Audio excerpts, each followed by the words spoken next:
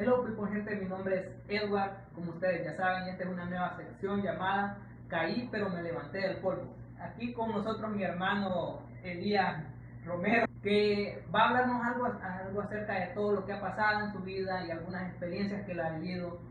Y bueno, hace unos días puse una publicación en Facebook acerca de que iba a haber una nueva sección y es esta. Vamos a comenzar. Puse hace un tiempo una publicación en Facebook si alguien podía hacerme alguna pregunta para hacértelas a vos.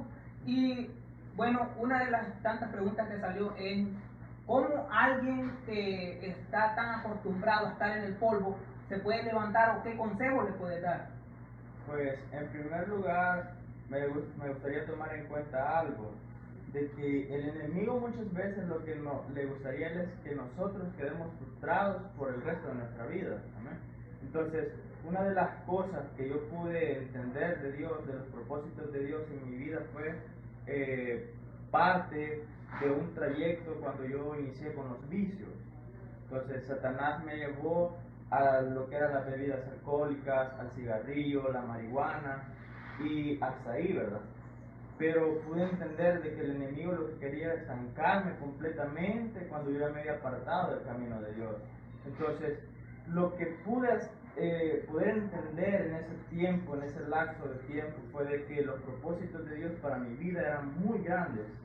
Y algo de lo que yo puedo compartir con todos ustedes es que si el enemigo está poniendo a alguien de, por así decirlo, un vicio, un hábito oculto, hay pecado por el estilo, que tú no te quedes ahí. ¿Sabes por qué? Porque en primer lugar Dios quiere levantarte con poder, Dios quiere restaurarte, Dios quiere perdonarte, porque Él vino con un solo propósito a la cruz, fue morir por ti, por tus pecados, y que si tú estás en el suelo puedas levantarte con nuevas fuerzas, porque Él te las ha de dar como las del búfalo.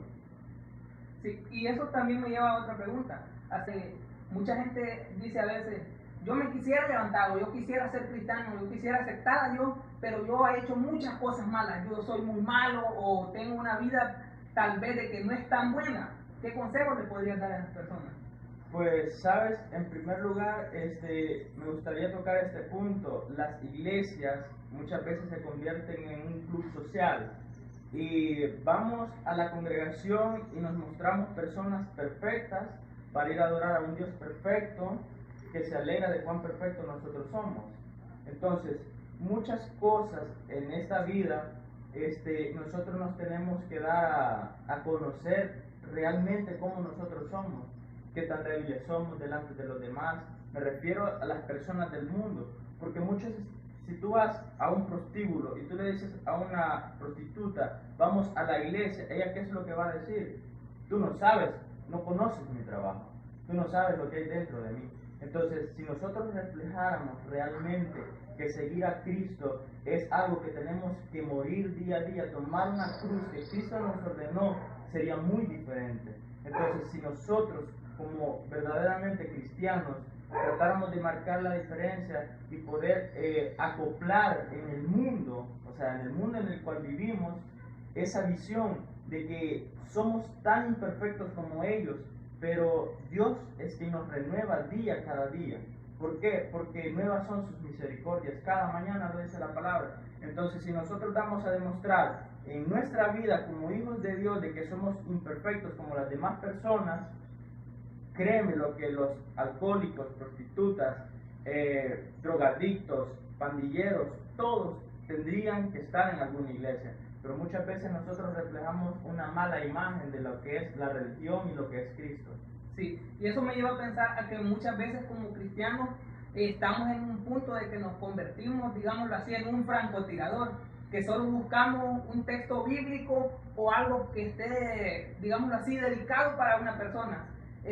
Algo que diga acerca de que alguien falló o algo por el estilo, y nos ponemos a exponer los errores de otros sin importar que nosotros somos muchas veces imperfectos. Y eso me da a conocer de que muchas veces por eso es que la gente no llega a la iglesia, así como vos estabas diciendo. Cabe este punto aquí, Edward, de que muchas veces, ya sean líderes, diáconos, pastores, ministros de alabanza, etcétera, buscan algo clave como para poder dañar a las demás personas.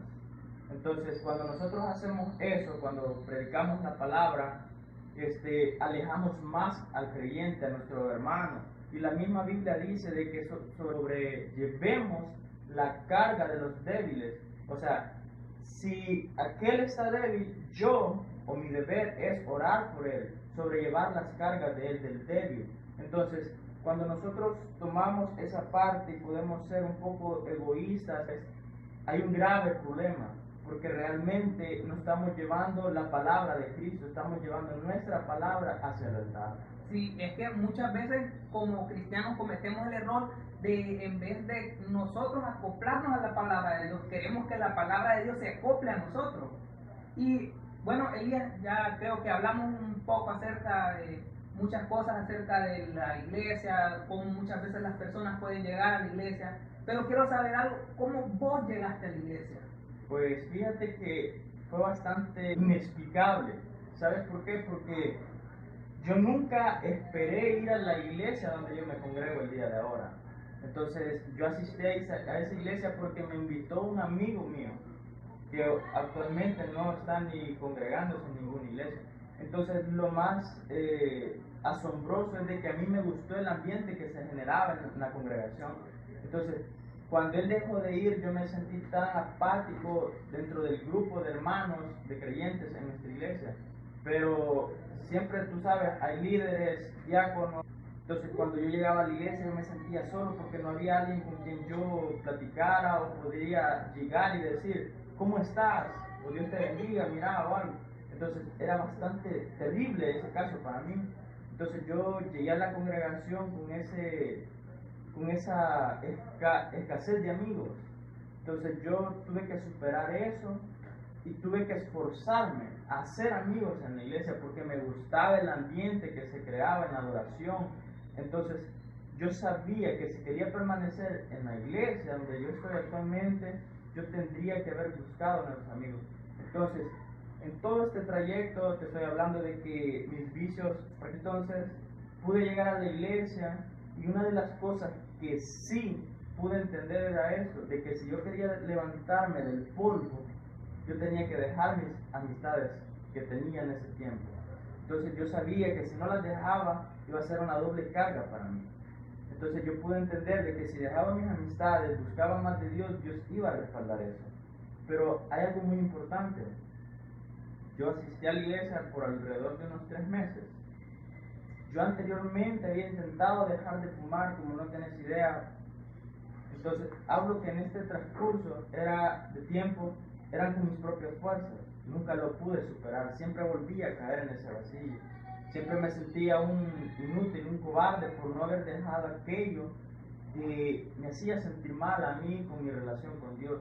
Ahora, yo vengo a la iglesia, me encuentro con ese grave problema de que yo no podía dejar el cigarrillo. Créemelo. Entonces para mí era aquello, qué fuerte, porque o sea, yo quería llegar a la iglesia, sentirme limpio, entonces, y el mismo vicio me hacía sentir tan sucio delante de Dios. Entonces, muchas personas se quedan hasta ahí estancadas, pero Dios tenía planes para mí. Y yo recuerdo algo de que para ese entonces mi madre estaba muy grave. Y en cierta ocasión, por cierto, un día miércoles, ella estaba prácticamente agonizando en su cuarto. Yo vengo de trabajar dentro del cuarto donde ella se encontraba y le digo, mamá, ¿cómo estás? Y ella no me dirigió la palabra, no me respondió. Y ella puso su mano sobre la mía. Y con lágrimas ella me dijo, por nada del mundo te apartes del camino del Señor. Yo en ese mismo momento, te digo algo, no puedes sonreír si tú ves a tu madre viva, si tú ves a tu madre que, o sea, está al 100% activa, pero qué triste es ver a tu propia madre dándote unos alientos de vida para ti en lo espiritual, cuando tú sabes que tarde o temprano ya puede partir de esta tierra. Entonces, y lo único que le pude decir al Señor en esa ocasión fue que no la quites de mi vida aún, pero yo dejaré de fumar. Entonces, así sucesivamente Dios fue haciendo ese cambio en mí, fue tratando con mi vida, me fue forjando. Entonces muchas veces nosotros nos quedamos estancados hasta que Dios haga algo. Dios lo ha de hacer, pero el método que Dios ha de utilizar para con nosotros ha de ser muy doloroso. Así que, como tú decías, me caí, pero ahora me levanto del polvo.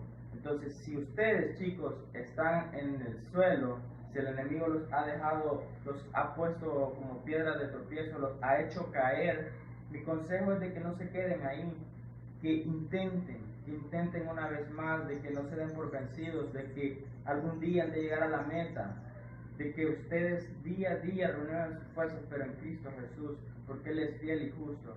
Yo creía algo, Edward, y lo amparo bíblicamente, de que hay camino que al hombre le parece derecho, pero en su fin es camino de muerte.